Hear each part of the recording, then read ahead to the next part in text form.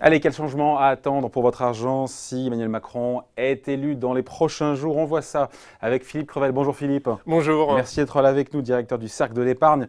Par quoi on va commencer? On va commencer, allez, au hasard. L'impôt à la source, c'est hyper intéressant parce que ce que nous dit Emmanuel Macron sur l'impôt à la source, il est bien compris, hein, c'est qu'en gros, il y a ceux qui disent on le fait, d'autres ceux qui disent on le fait pas, et lui il nous dit on l'essaye pendant un an, on voit si ça marche, et après on avise.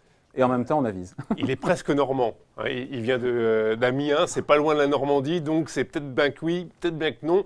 Il va faire de l'expérimentation. Pendant un an, il va expérimenter. Alors, on ne sait pas trop comment. Est-ce que ce sera sur une région, sur un département ou sur un nombre de Français déterminé? Et après, il va voir si ça fonctionne ou ça ne fonctionne pas, pour généraliser à l'ensemble de la France. Ouais, le fait d'expérimenter sur une région, etc., sur un échantillon témoin, pourquoi pas? Moi, j'ai cru comprendre que c'était qu'on expérimentait toute la France. Mais peut-être c'est flou, encore une fois. Il y a des problèmes constitutionnels, en plus. Il y a une égalité devant l'impôt, donc on n'imagine pas trop 3 millions de Français qui seraient soumis au prélèvement à la source.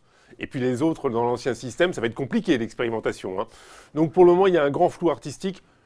Certains pensent que l'impôt sur la source, avec la retenue de la source, sera reporté d'un an, parce que de toute façon, Bercy, comme les entreprises, n'ont pas envie de cette réforme au 1er janvier 2018. C'est prévu dans les textes aujourd'hui. Voilà, mais bon, allez voir Christian Eckert, on l'a eu sur ce plateau, secrétaire d'État au budget. Il ne va pas dire l'inverse. C'est lancé le 1er janvier 2018. Il ne va pas dire l'inverse. Mais au mois de juin, nouvelle majorité, un petit collectif budgétaire, on reporte ça sagement au 1er janvier 2019, surtout qu'il y aura d'autres priorités et que Bercy sera mobilisé sur autre chose. Ouais, on remet ça au calendrier grec, comme on dit.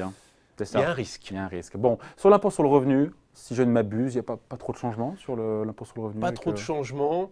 Sur les allocations familiales, il est un peu flou également. Il n'a pas trop dit s'il remettait en cause les avantages Hollande. Donc là-dessus, c'est prudence. Ce n'est pas son centre d'intérêt majeur. Bon, son centre d'intérêt majeur, et pour le coup pour l'épargnant, c'est quand même vachement bien, ce sont ça les plus-values sur titre. Il nous propose un prélèvement libératoire forfaitaire, on serait plus taxé sur la tranche marginale d'imposition de l'impôt sur le revenu, mais prélèvement libératoire forfaitaire. Alors j'ai lu 30% environ. C'est 30% ou c'est 30% environ?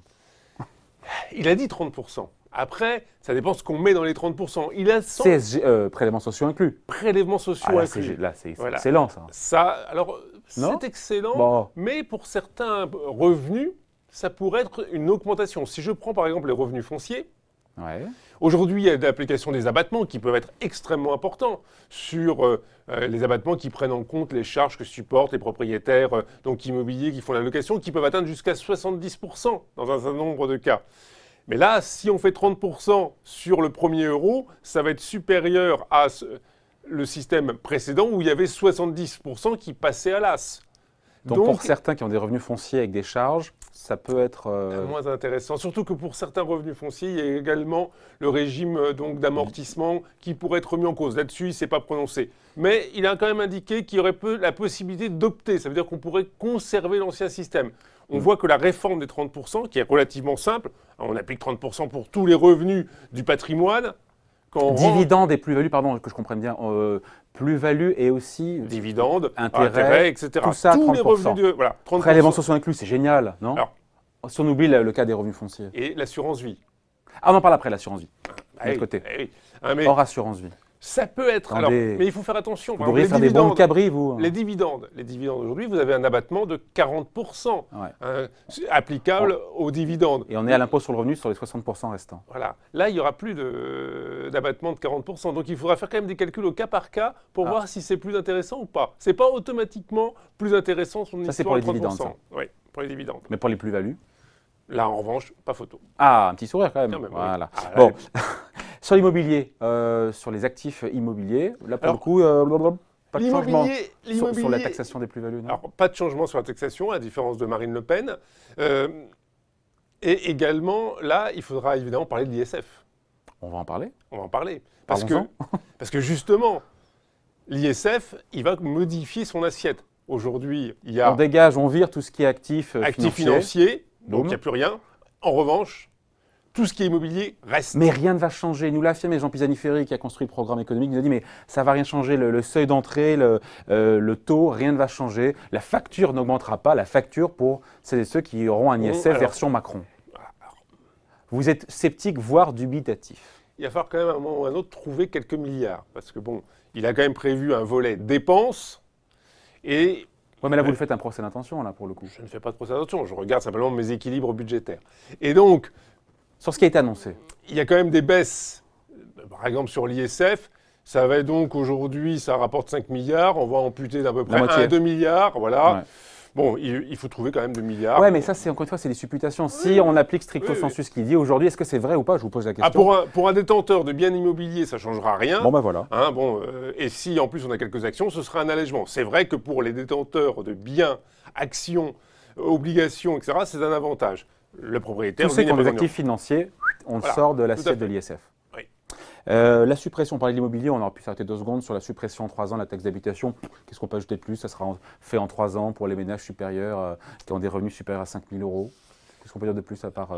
Taxe d'habitation, là, mais j'ose plus poser la question de la compensation, qui va payer. Parce que là, il y a quand même des sommes assez importantes derrière. Là, on est sur 10-12 milliards. Hein. Ouais, là, il y a quand même du lourd. Bon, en tout cas, fait sur 3 ans. Là, taxe d'habitation, alors bon, c'est plutôt positif, évidemment, pour celui qui occupe le logement. Après, il y a la taxe foncière, hein, donc… propriétaire occupant. Propriétaire occupant. Là, en revanche, un flou un peu plus important. Il ne dit rien sur la taxe foncière. Il ne dit rien. Il y a eu des rumeurs, mais qui sont avérées fausses, comme quoi il voulait imposer… les loyers fictifs. Le loyer fictif, a priori, ça c'est faux. C'est archi faux. Il faut donc… c'est une mauvaise rumeur. Tout à fait. C'est de la calomnie. On a parlé de l'ISF. Qu'est-ce qui nous reste? Les droits de succession, là, pour le coup, il n'y a pas droit de succession, là… Pas touche. Pas touche. Pas de modification sur le droit de succession. Bon. Voilà.